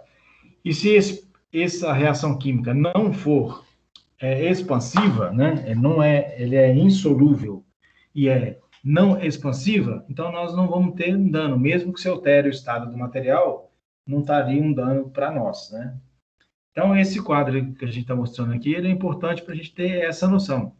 Então tem diversos materiais que podem causar reações e transformação química. A gente parte do princípio que todos os materiais da construção civil teriam que ser inertes, né? Não poderiam sofrer reações químicas. Mas, se tiver a reação química, a preocupação nossa é se ela é solúvel ou insolúvel, e se ela é insolúvel, e se ela é expansiva, né? Então, esse aqui seria um problema para nós. Outros mecanismos de deterioração, né? Pode ser um meio biológico, né? Então, micro-organismos na estrutura, né? Cupim, mofo, bolor, um monte de coisas, né? Então, tem uma ação biológica, começa a degradar a nossa estrutura. Então, esse é um problema para nós, né? Mesmo que você limpe superficialmente, nos poros, aquela biologia, né? Aquele elemento biológico, né? Ele continua crescendo, né? O mofo e o bolor é dessa maneira. Então, você tem aí tantos para estruturas de madeira, né? Os cupins, né? E tudo mais, mas na estrutura de concreto também, em função da própria porosidade, né? Vira um meio onde a água penetra, né? Não bate sol, então começa a ter deterioração da estrutura, né? E chega a um certo ponto que acelera bastante, chega na armação. Então, porém, o que iniciou tudo foi um mecanismo biológico. E, né, um outro mecanismo de deterioração é a questão física, né? Física é calor, fogo, o ar, né? Então, nesse caso dessa imagem aqui para nós aqui, ó, ampliando ela para vocês, por questões de variação térmica, né? Houve fissuração de toda a estrutura. Então, é um fenômeno físico aqui, né, no caso, né? Não é nem químico, nem biológico. Essas fissuras em forma de mapa, via de regra, tá, gente? Não é 100% dos casos, mas normalmente ela é um produto de variação térmica, tá? Mas na reação álcalis agregados também acontece esse mapeamento aí. Mas essa imagem que vocês estão vendo aí é por retração,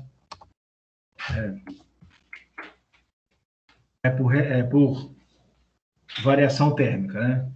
Então, você tem períodos, muita chuva, muito sol, muito calor, muito frio, né? Brasília tem uma variação térmica, por exemplo, no inverno, você tem, às vezes, um dia de 25, 30 graus, mas, às vezes, à noite dá 18 graus, dá 16, dá 14. Às vezes pode chegar, alguns momentos, dá até 6 graus aqui em Brasília. Então, você vê que num dia você sai de 6, vai a 30 graus, isso pode trazer problema para as nossas estruturas. Então, o que é o cuidado? Material adequado, recobrimento adequado, armação adequada, para inibir tudo esse tipo de coisa aí. ainda na física, que por problema de coeficiente de variação térmica diferente do substrato, no caso, né, das alvenarias embaixo, para o revestimento, né, com poucas juntas, né, você não tem um projeto de juntas, aí aqui a sua estrutura, né, o seu material cerâmico começa a destacar. Então, pode usar cerâmica na fachada? Lógico que pode, e muitos prédios usam. Porém, a gente tem que saber que existe uma diferença de comportamento térmico da base para o próprio material que vai estar submetido ao sol. Aí, esse que está submetido ao sol, até a cor do material influencia. Materiais mais escuros, né, ele absorve mais calor. Materiais mais claros, reflete mais calor. Mas o fato é que existe uma diferença de comportamento. E aí, como é que você combate isso? Aí você tem que fazer uma paginação com juntas adequadas para que os materiais possam se movimentar, né? Então, se você faz um pano, uma fachada inteira, e não tem nenhuma junta de dilatação para o material cerâmico, obviamente vai dar esse problema que a gente está vendo na imagem aí. Hoje acontece menos isso, tá, gente? Houve um momento da história aí, né, da construção, que essas coisas eram desconhecidas. E aí gerou problema demais. Hoje a gente já sabe disso, não é para ter problema, né?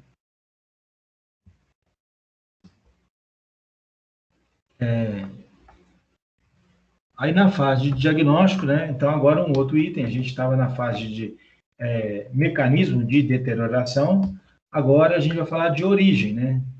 A origem é a essência, né? A gênese do problema. Da onde é que sai o problema? Isso aqui é muito importante, né? A gente não pode simplesmente pelo olhar ali, a variação térmica, né? O primeiro diagnóstico que a gente faz aqui é uma variação térmica dos materiais. A gente tem que conhecer a fundo, né? Qual que foi a origem desse problema aqui, né? No meu caso aqui, eu falaria, a origem do problema, isso aqui é projeto, né? Então, a falta do projeto, não foi nem a obra que talvez tenha executado errado, a falta do projeto. Então, a origem está na essência do problema, tá? Então, que pode estar lá no planejamento, você planejou, por exemplo, usar os materiais de maneira errada. Você planejou atirar as suas escoras com 7 dias e você tirou com 5, né? Ou você fez o planejamento de tirar com 7, tirou com 7, mas não fez a verificação da estrutura se ela poderia. Então, você errou no seu planejamento. No projeto, você pode ter origem na fabricação dos materiais, é o mesmo slide que a gente falou lá em cima, lá. Na execução do sistema, ou seja, na construção, e no uso da operação, né? Ou o descarte da mesma, né? Então, segundo aí o professor Paulo Helene, né? Muitos são os estudos referentes à frequência das origens do processo. E cerca de 40% desse está lá na fase de projeto. Então, a gente pode atuar muito fortemente aí na parte de projeto, que a gente vai mitigar muitos problemas em obras, tá? Então, origem. Agora, o prognóstico, né? O prognóstico para onde é que vai essa obra aí? O que vai acontecer se não houver uma intervenção? Então, realmente falar ao longo do tempo, vai cair daqui a uma semana se eu não fizer o escoramento disso aí. Então, falar qual que é a progressão do problema, aonde é que vai dar. Claro que o exemplo que eu estou aí está muito claro, né? Que se não tiver uma intervenção, vai ter um problema grave de colapso. Mas nem sempre, né, tá tão claro assim para a gente. Então, fazer o prognóstico, né? A evolução desse problema vai acarretar em algum lugar. E esse algum lugar é que a gente tem que falar, né? Então, esse é o aspecto do prognóstico, né? A gente levar a evolução do problema aonde é que ele pode chegar.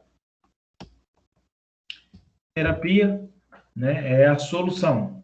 O que você vai fazer para poder corrigir aquele problema, né? Então, esse conceitualmente é a terapia. Chama-se a intervenção, né? O que você vai usar, adotar? Reforço de estrutura, reforço com aço, reforço com fibra de carbono. Qual que é o processo executivo para você recuperar, tornar aquele elemento possível de ser usado novamente, né? E por que que a gente promove uma terapia, né? Às vezes pela alteração do uso da edificação, né? A edificação era para um uso e houve a alteração. Ampliação de uma construção, né? Então, quando você vai ampliar uma construção, você tem que fazer uma intervenção terapêutica na sua estrutura. Você está ampliando, então você está aumentando carga, seja verticalmente ou horizontalmente, você está ampliando problemas na fundação e em outros aspectos. Incidência de ações excepcionais, né, não admitidas em projetos. Então, o que significa isso, a incidência de ações excepcionais? Não admitidas pelo projeto. Você alterou o uso, e aquele uso, às vezes, ele está possível de atender o projeto, com relação às deformações, por exemplo. Mas, às vezes, você alterou o uso, mas o seu projeto não admite aquele uso. Você tem um uso lá, por exemplo, deu o exemplo na aula passada, de uma sala de aula, você alterou o uso e botou uma biblioteca. Então, o seu projeto admite aquela situação? Falta ou deficiência de projeto executivo na hora da manutenção. Então, quando você vai fazer a manutenção, é importante a gente resgatar os projetos para que as intervenções sejam efetivamente aonde tem que ser. Então, eu preciso fazer uma intervenção na laje, onde é que está posicionada a armação dela, né? Qual que é o carregamento previsto naquela laje ali? Qual que é o aço que foi utilizado? Então, eu preciso desses projetos. Um exemplo aí de uma terapia, né? Que é aí pode ser para um aumento de carga porque alterou o uso e pode ter sido por conta de um reforço estrutural mesmo, né? Porque a resistência do concreto não atingiu, e aí você é obrigado a aumentar a seção do concreto, porque, né, a gente sabe que tem essa força sobre a área, quanto maior a área, menor a tensão. Então, nesse caso aí, está diminuindo a tensão. Uma forma de intervenção mais aceita pelo setor são os 5 R's, tá? 5 não, 8 R's, que é reabilitação, a gente vai falar de cada um deles aí. A recuperação, o reparo, reforço, restauro, reforma, reconstrução e, por último, o retrofit. Tá? Então, esses são os termos utilizados no nosso setor aí, quando a gente vai fazer algum tipo de terapia e intervenção, né? Pode ser, vai de reabilitação ao retrofit. Nós vamos falar cada um deles aí, para a gente finalizar o assunto. Reabilitação. Reabilitação gente, a gente, ao longo do tempo, aquele prédio perdeu eficiência, né? Então, você vai tornar aquele prédio capaz de ser utilizado novamente. Então, isso é o termo que a gente usa, reabilitação. Então, a reabilitação objetiva é trazer uma estrutura deteriorada à sua condição inicial, né? Então, ela volta para o original. Então, por exemplo, ó, eu tinha uma estrutura que estava deteriorada por algum motivo, a gente acaba de tirar todo o material que está não conforme e você reabilita aquele pilar, né? Então, aqui houve uma reabilitação. A situação dele precária era essa aqui e você traz ele para uma situação original, né? Você reabilitou aquele pilar. Estava condenado, agora ele está possível de ser utilizado. Então, isso é a reabilitação. Aqui, no caso, é a recuperação, né? Então, a recuperação é um conjunto de operações, várias coisas, né? Que podem... operações e técnicas destinadas a corrigir anomalias existentes em uma edificação, para manutenção do desempenho do sistema intervindo. Então, você pode ter uma recuperação, né, dividida em 3 etapas, em reparos, reforços e restauros. Tá? Então, você está recuperando o prédio, mas, por exemplo, restauro, né, é quando você vai trazer ele à condição histórica novamente, né? Então, você está recuperando o prédio ao mesmo tempo fazendo uma restauração. Então, vamos falar um pouquinho de cada um deles aí. Reparo. Reparo é a realização, a mesma que a gente mostrou lá atrás, né? Teve um pequeno defeito, você está reparando, dando condição para aquele prédio possa ser reutilizado, né? Então, uma coisa mais pontual. Aqui, esse caso aqui é um caso do reparo. Você está fazendo uma pequena intervenção, né? Então, vários pontos deteriorados, ou por broca, ou o que for. Aí você está simplesmente fazendo pontualmente um reparo.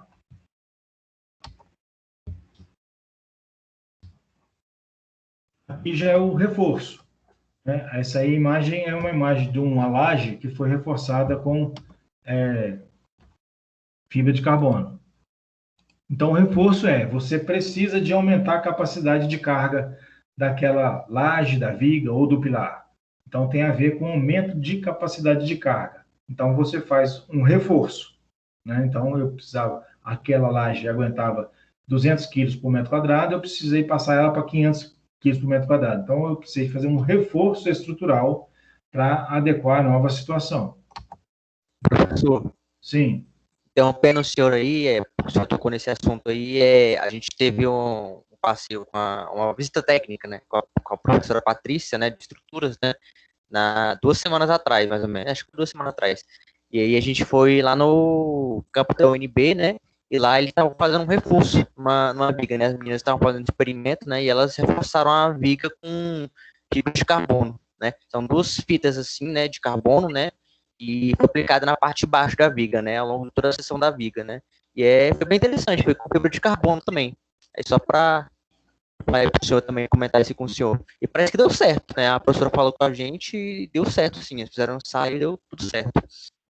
Então, as fibras de carbono, elas são muito resistentes, né, e elas são muito finas, então Sim. o efeito que ela dá, você poderia fazer um reforço com um aço convencional.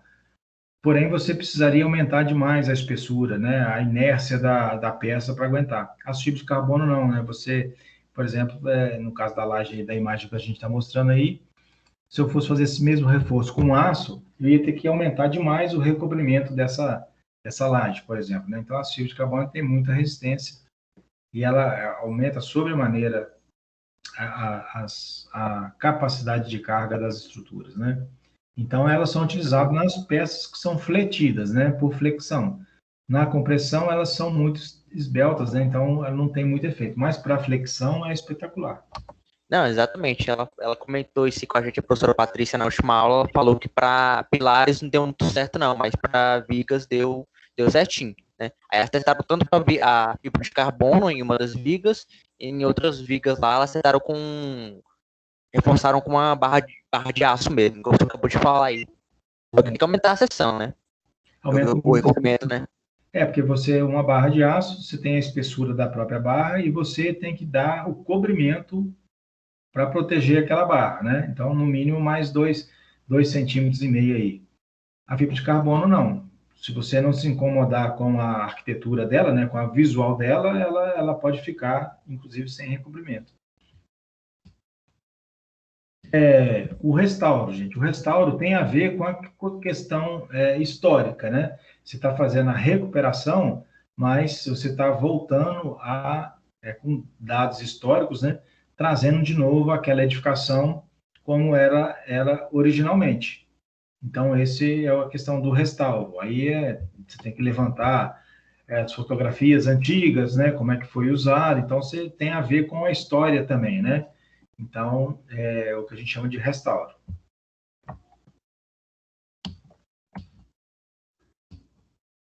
A reforma também, né, é o conjunto de tudo isso que a gente está fazendo. No caso das reformas, você pode ter o restauro, é uma reforma, obviamente, só que você, no caso do restauro, você tem você busca, né, elementos históricos, né, para poder voltar à origem.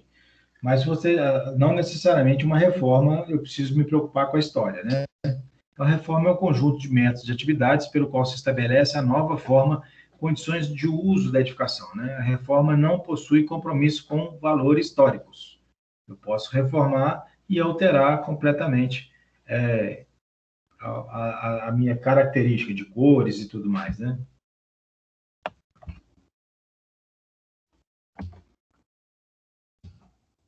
E reconstrução, né? Então, reconstrução é você, uma coisa que perdeu parte dela, né? Ou totalmente, ou parcialmente, e você vai reconstruir na condição original. Essa imagem aí que vocês estão olhando aí é a Catedral de Notre Dame que pegou fogo, né? Não sei se vocês lembram lá, deve ter uns 2 anos isso, que ela pegou fogo.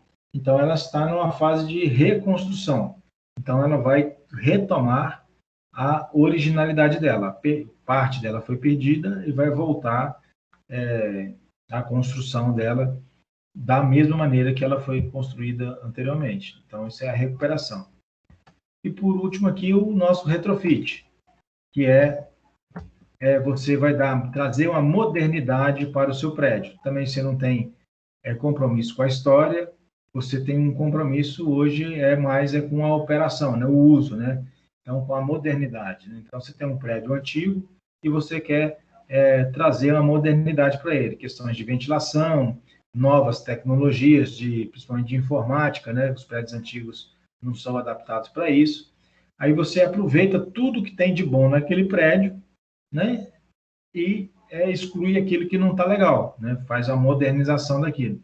Então, fachadas mais modernas, revestimentos mais modernos, mas, de repente, você aproveitou toda a estrutura dele e fez um reforço ou outro. Esse é o retrofit, né?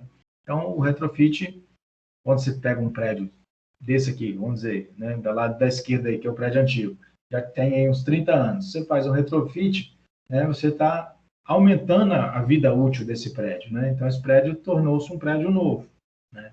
Então, esse é o retrofit. Aqui só trazendo uma referência para vocês, na pesquisa lá do professor Paulo Helênio, quanto que os outros países gastam. A gente não tem esse histórico, não, mas os outros países têm isso apropriado em publicações científicas, de quanto cada país gasta com manutenção, né? Então, você vê gastos com reparos, com construção nova. Na França, 85 bilhões de euros em construções novas e 89 bilhões em reformas, né? Então, na França, por exemplo, você reforma mais do que constrói, vamos dizer, não em quantidade, mas em valor financeiro, né? Na Alemanha, 99 bilhões de euros de construções novas e 99 bilhões de euros em reformas. Então, o retrofit, né, se aproveitar parte das estruturas, principalmente das áreas decadentes da cidade, você dá vida nova à cidade. No Brasil, nós não temos essa referência de custo, né? Mas você vê que os países lá fora, é uma pesquisa até não está muito atualizada, mas o livro, da onde eu tirei, é um livro novo, mas está com dados de 2004 ainda, né? Então, você vê que é bem equilibrado aí, né? O que reforma com construções novas e com que gasto com reforma.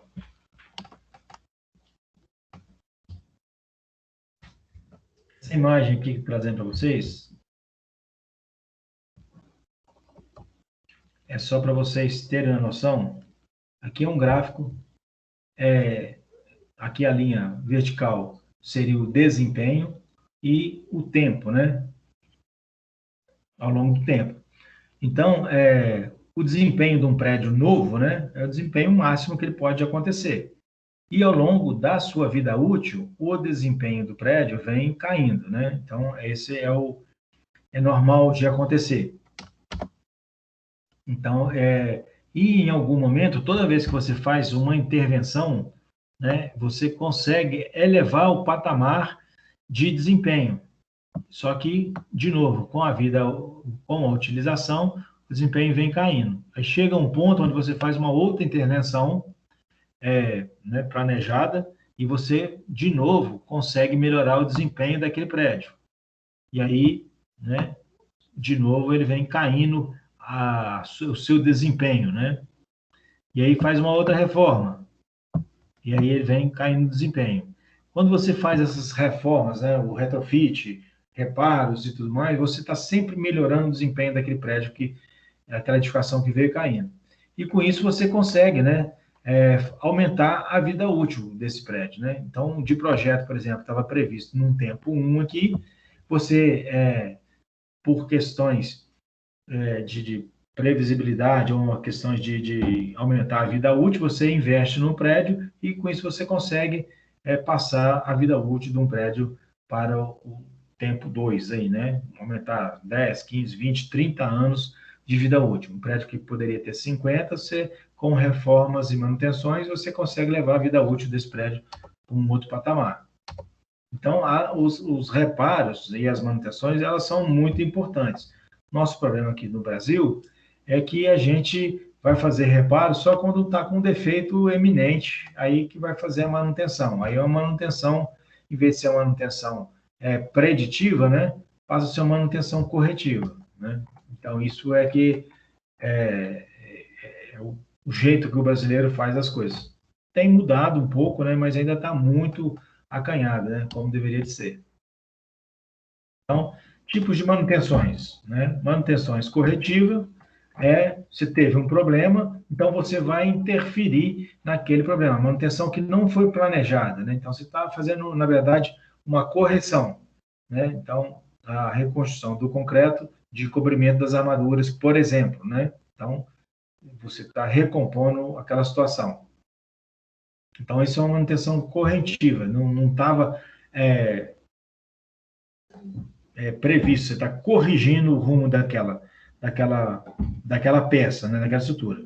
Isso pode ser com um planejamento, né? Só, daqui a um ano eu vou fazer, vou lavar toda a minha estrutura e vou recompor tirar todos o mofo, tirar todas a carbonatação e vou recompor. Você previu daqui a um ano fazer isso. Então, você planejou. E pode não ser planejada, né? Você deixou deteriorar de tanta maneira que você vai ter que fazer uma intervenção imediata. Então, mas de qualquer maneira, isso é corretiva, né? Manutenção preventiva é que você faz um planejamento e você antevém meio que o problema, né? Você faz a prevenção, prevê que pode ter uma falha, então antes que a falha aconteça, você está fazendo a sua prevenção. E a preditiva, né? Ou seja, quando ela é preditiva, você tem parâmetros de desempenho, né? Então, a manutenção preditiva é aquela que toma como base o acompanhamento dos parâmetros, né? Ou do desempenho de um elemento ou sistema que recebe monitoramento contínuo. Então, a preditiva, na verdade, você só consegue fazer se você tem equipamentos que né? Monitora a sua estrutura, monitora a carbonatação, são equipamentos eletrônicos que você insere no contexto e você consegue medir, né, os problemas, né? Então, é preditiva. Você tem lá um parâmetro e quando aquele parâmetro abaixa, né, sai daquele parâmetro, então você vai lá e vai fazer a sua intervenção. Então, por exemplo, você tem condições de medir a corrosão das armaduras, né? Então, em algum ponto da estrutura, você deixa alguns pontos para que você chegue lá com o equipamento e possa medir a evolução, né, ou não evolução da corrosão das armaduras, né? Então, no lado A, essa amostra do A aqui, ó, é a medição do potencial de corrosão em um pilar de concreto armado. E do B aqui, a medição de umidade interna do concreto. Então, você tem hoje equipamentos que você consegue medir, né? Só que você tem que preparar antes a sua estrutura, para você poder medir o potencial de corrosão ou se tem umidade ou não na sua estrutura, né? Então, isso é uma coisa bacana, mas a gente vê muito pouco mesmo, né?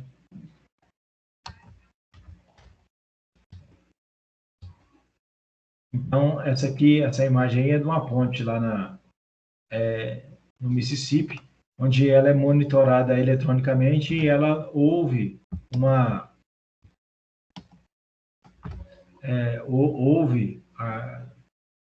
detecção de um problema que ia acontecer. Então, com equipamentos, ela pôde conduzir a reforma dessa ponte, né? A gente não tem esse monitoramento assim nesse nível aqui no Brasil, né? Então, por exemplo, a ponte JK poderia ter monitoramento eletrônico, né? Das deformações, estado de corrosão do aço, e não tem nada. Lá é tudo visual, você vai lá para olhar. Na ponte Rio-Niterói, que é muito mais antiga, já tem toda um monitoramento bem diferente. Isso não é igual lá nos Estados Unidos, mas você tem monitora pelo menos as deformações da estrutura, você monitora a resistência, né, dos aparelhos de apoio. Então, elementos aí para programa de manutenção. Então, a gente tem a norma, que é a 5674, que ela fala sobre esse programa de manutenção, e lá nessa norma lá, ela traz esse quadrinho aqui, de quais são os documentos, né, a programação que a obra tem que ter para garantir que aquelas manutenções estão feitas. Está em norma, mas as empresas não fazem. As empresas, né, e quem usa os prédios não tem feito, né? A não ser que seja um prédio bastante sofisticado, com um nível de qualidade de excelência, mas seria manual do uso e operação, manutenção, o construtor é obrigado a fornecer, um programa de manutenção, né? Ou seja, o síndico tem que criar esse programa de manutenção. É claro que ele cria, não que ele vai fazer o programa, né? Mas ele tem que contratar algum profissional que saiba fazer esse programa de manutenção. Você tem que ter registros de contratações, né? Que você tem que provar que vai fazer as manutenções, né? Então, você tem que ter os registros das contratações, pintura de fachada, verificação de impermeabilização, todos esses contratos, registros e pagamentos você tem que ter guardado, registro da execução, né? Ordem de serviço, fotografias que foi executado as manutenções e arquivo, né? Então, isso tem que ser mantido em prédios que estão em uso, e tudo isso tem que estar lá, né? Mas a gente já teve algumas experiências, né? Quase que 100%, pelo menos boa parte não tem. Às vezes não tem o manual, às vezes não tem as notas fiscais dos reparos, às vezes não tem o contrato, às vezes até faz a manutenção, mas você não consegue identificar quando foi feita, quem fez. Isso é muito importante, tá? Para a gente poder fazer o diagnóstico correto aí das coisas. Bom, gente, essa é a introdução da parte de estruturas, tá? Na semana que vem nós vamos ver problemas de patologia já em estrutura de concreto armado. Alguém tem algum comentário a fazer? Alguma dúvida? Tá tranquilo? Tá tranquilo, professor. A senhora não vai passar nenhuma atividade assim para gente fazer próxima semana, não, né? Só essa do Tranquilo, Márcio. prego, né? Só esse ensaio Vou compartilhar de novo aqui. Se alguém chegou atrasado, nós temos uma tarefa para fazer e ela é individual, tá? Vocês podem trocar ideias entre vocês, obviamente, que faz parte, inclusive comigo, pode trocar ideia, não tem problema, mas o trabalho ele é visual e ele é de vocês. É esse trabalho da corrosão. Quando a gente for falar dela, eu quero que esse trabalho esteja pronto, pelo menos para vocês terem uma visão melhor de como que é o meio ambiente. Então, são 7 experimentos que vocês vão fazer.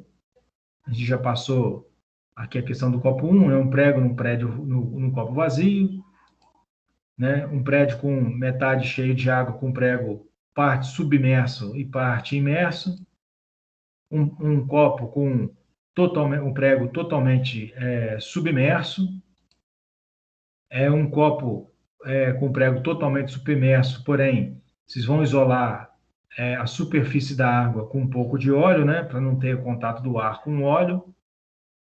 O ar com a água, né? O óleo vai fazer esse isolamento. Usar lá o cloreto, o antimofo, né? Que é o cloreto de cálcio, para poder tirar a umidade do ar, né? E botar o prego lá dentro, sem nada, sem ar, sem água, sem nada, né? É somente o prego e o cloreto, né? E vai repetir o copo meio cheio e meio com prego imerso, parte imersa e parte submersa, né? Parte de baixo submersa, a parte de cima imersa. Só que água salgada. e a mesma coisa com um copo cheio de água salgada. E, resumidamente, vocês vão fazer aí um breve comentário um dia depois que vocês prepararem tudo isso, com 3 dias, com 6 e com 14 dias. Esse é o experimento que nós vamos fazer. É um experimento que não é normatizado, tá, gente? Não tem norma para isso.